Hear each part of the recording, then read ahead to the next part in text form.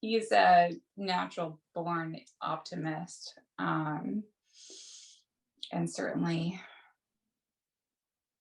less easily caught up in the emotion.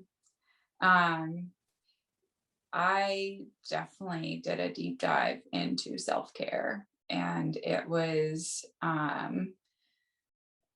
it was my method of surviving and being able to be, um, continue to be the parent that I wanted to be for my kids, and I hope a decent enough wife to my husband, and to be able to continue to see myself with, respect, and trying to really do the work that I needed to s- to stay afloat.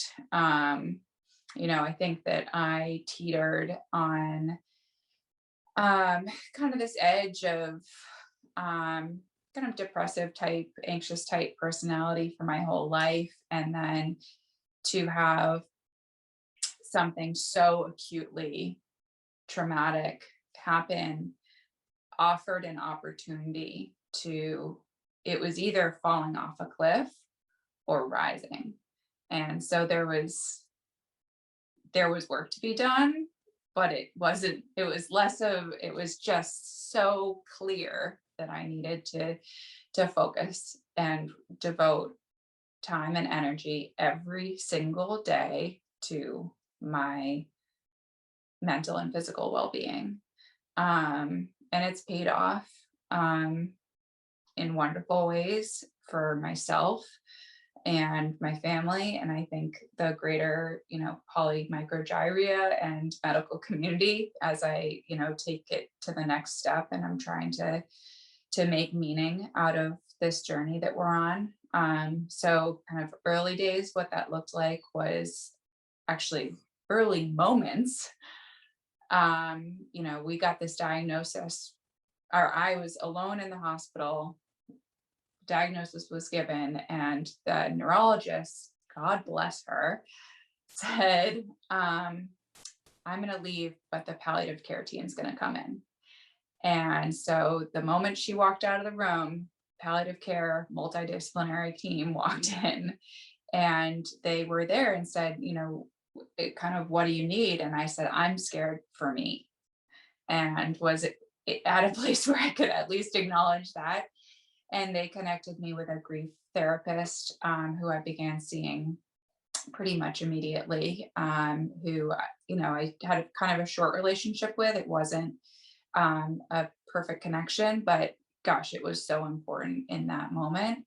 And from there, I retook, the stress management and resiliency training, which is offered through Henry Benson Institute. And it is, kind of cognitive behavioral therapy meets mindfulness. And I've always been intrigued by kind of, this, idea of meditation, as a way of quieting the mind and being more present.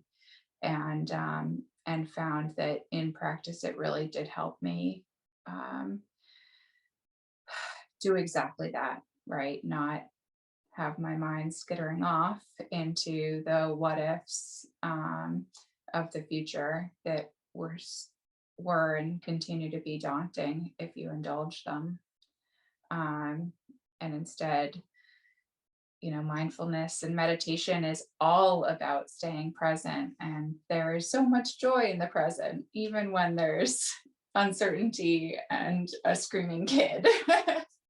um, and so that's been at the heart of it. And, all the other little self-cares, eating right, exercising, sleeping, and being aware of the numbing behaviors. I mean, I know that, um, you know, I like a glass of wine, and there have been points in the last year that has not served me, and that I can, acknowledge that, wow, I was reaching for that to dull the pain. And when you can acknowledge that, it's powerful, in a way that you can control it, gain some insight and control. Um,